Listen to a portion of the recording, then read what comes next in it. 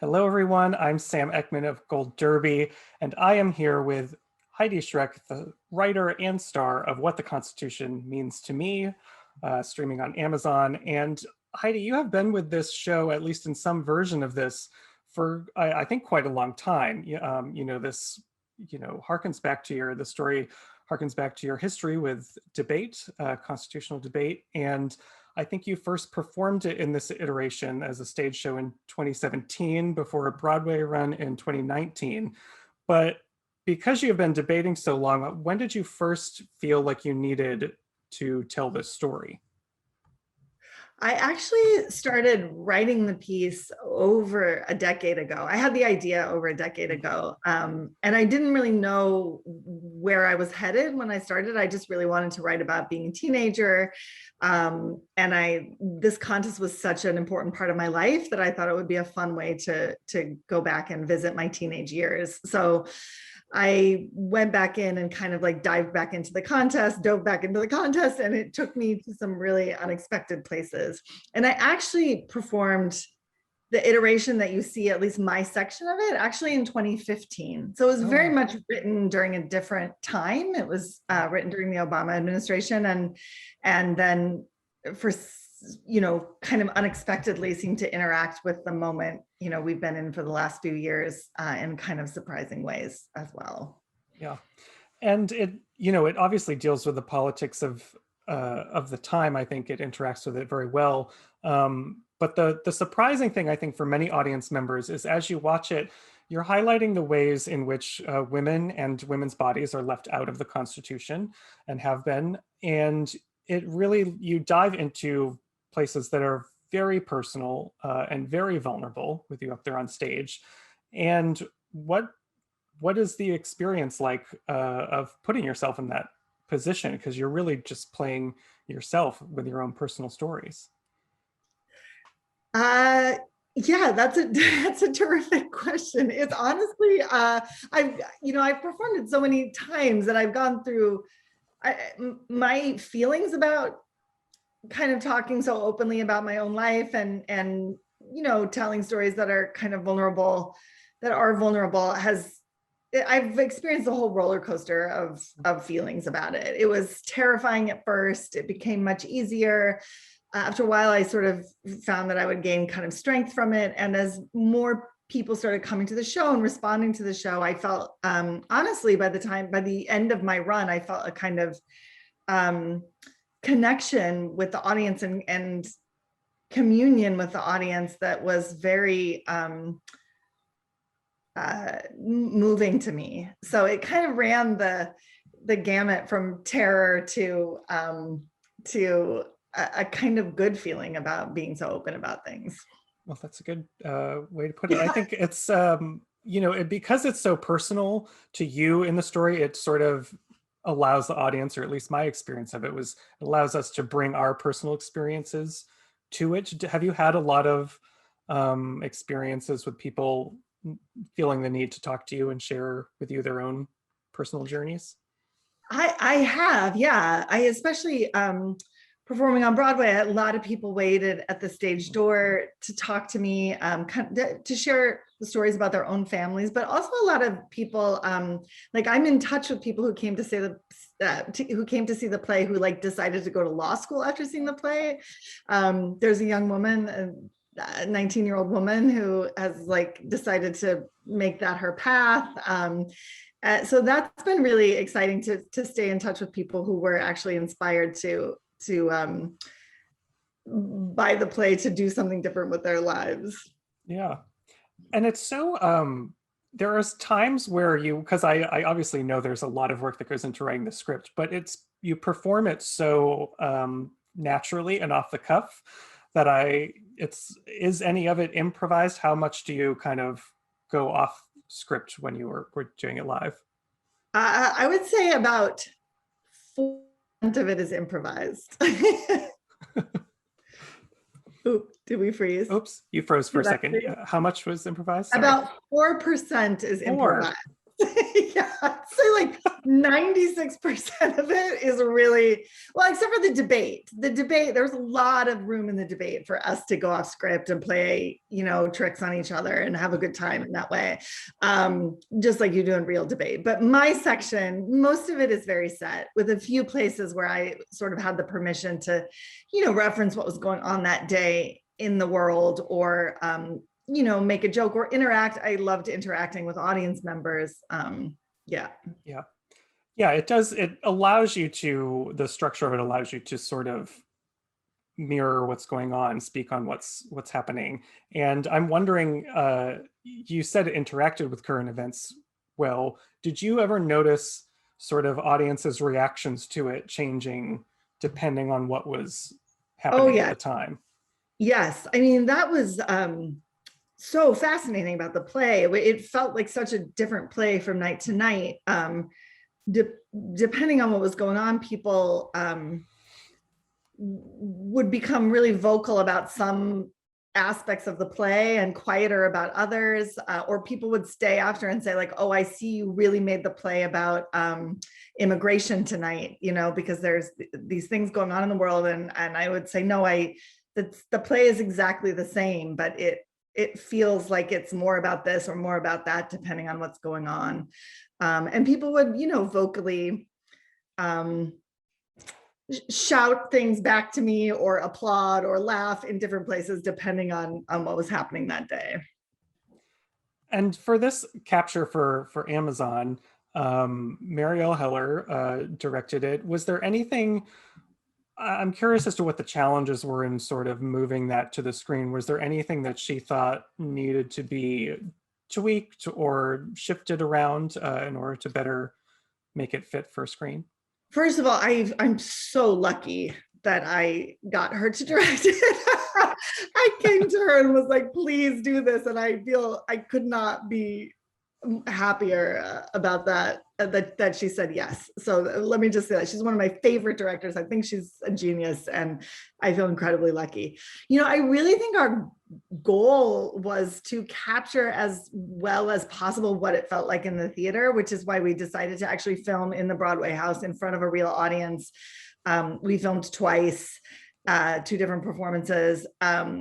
Because the show felt like it was so much about that relationship between me and the people sitting in the house. So we made that choice, even though it's very difficult to film in a theater during a show. And, because of that, there are certain compromises we have to make. Sometimes the performance, I think, is way too big. Like, we did our best to figure out how to do that. But I'm really happy that we went for that we actually captured it where it lived. And she did an amazing job she had like 6 cameras going all at once, and she was backstage calling, telling people where to look, where to go. She was kind of live choreographing the camera work. And I think she did a beautiful job. Yeah, that's incredible. Yeah. And one of the show ends with a debate on should we abolish the Constitution or not. You were the young debater. And that is the part of the show to me that feels the most, the most difficult to capture on screen, because it's so much about the moment. How did you sort of approach that for film? Did you have to approach it differently?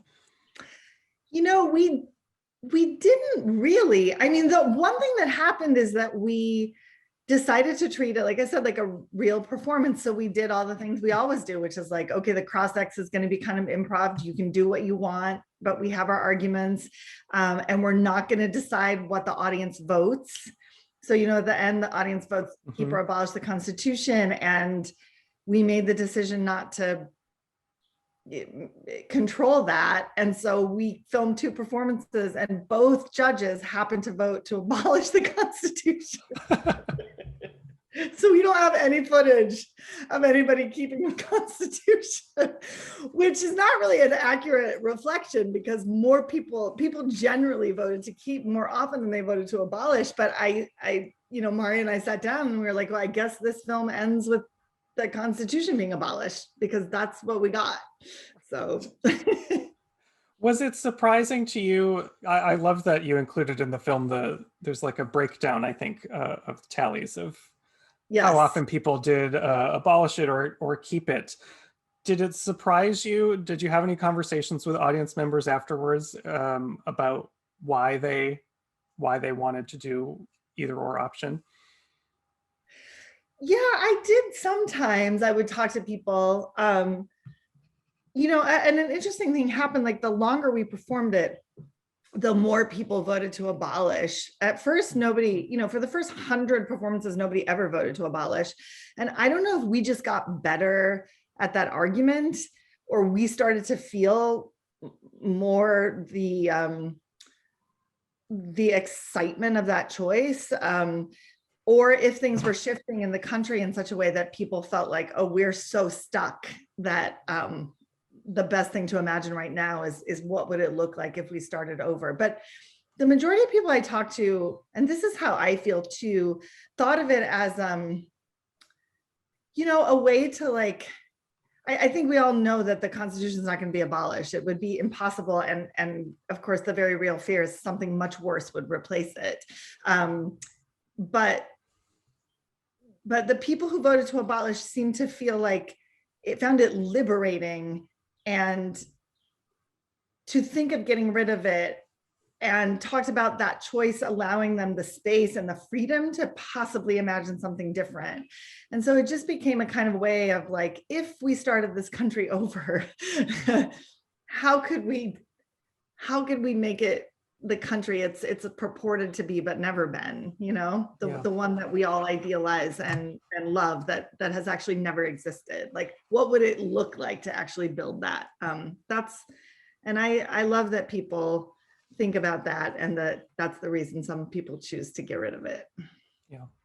And it's really interesting watching you with that debater. Did you always have, and there's also the male Legionnaire character. Did you always have those characters with you on stage, or was it a solo piece ever? I never performed it as a solo piece. The first time I performed it, I only had the male Legionnaire. And that was in part because I kind of just didn't want to be alone on stage going to some of that tricky, heavy territory. And so I cast a couple actors, Mike, who's wonderful, and then an actor before him named Danny Wallahan, who I just really trusted and knew would be a great supportive presence on stage. But I always knew in the back of my mind I wanted a real teenager to appear, and I didn't know what that person should do or what the role would be. So that came kind of later. That those debaters didn't join the play until 2017. Yeah. Well, right now I'm basking in Broadway stories because we've been close for so long, and I know this is about the Amazon version, but you were, since we're coming back to Broadway soon, we should tell some Broadway stories. And you were Tony nominated for both Best Play and Best Actress in a Play, also Pulitzer finalist for this. What was that award season experience like, getting to be nominated alongside? Because there's not a lot of this, it's not a solo piece, but you spend a lot of time up there on your own, and there's not a lot of those that actually do get recognized at the Tonys. So what was that journey like for you, getting recognized?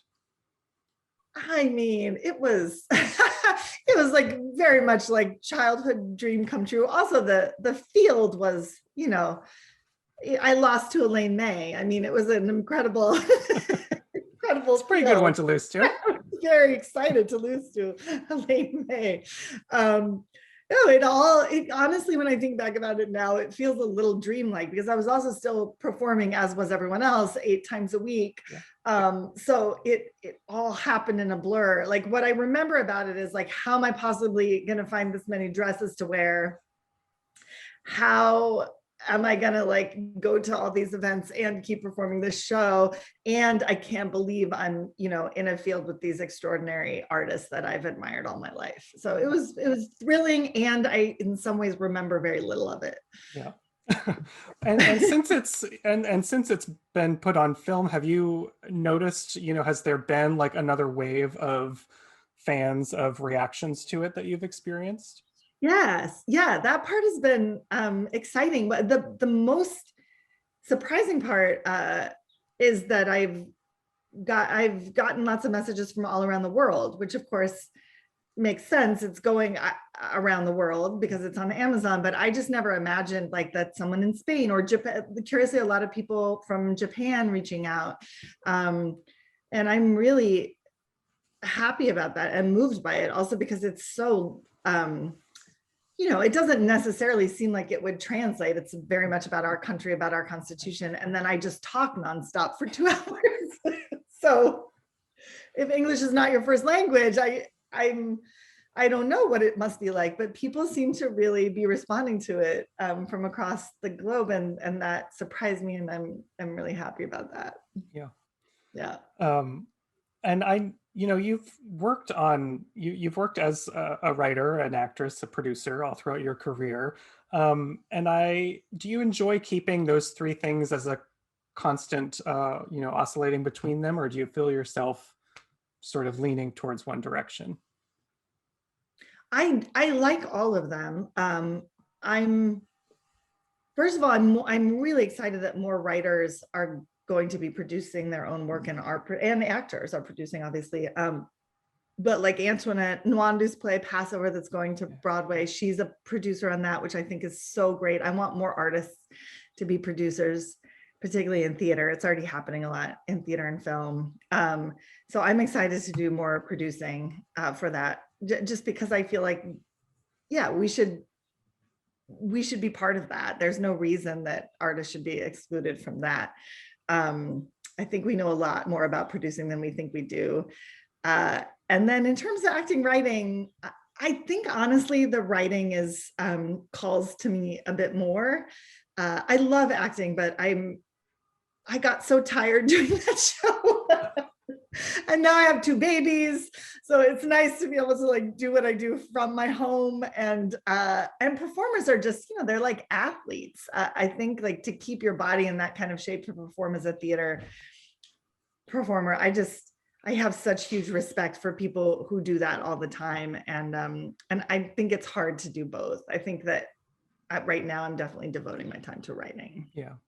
Well, then I'll ask one quick writing question before I have to let you go, which is maybe a weird question, but this play has, gone through so much time in existence, and it's lived through so many different political events that it speaks on. Do you feel like it would ever be a thing where you would tweak it or rewrite it? Does it feel like it's a set in stone piece, or would it speak to a time no matter what?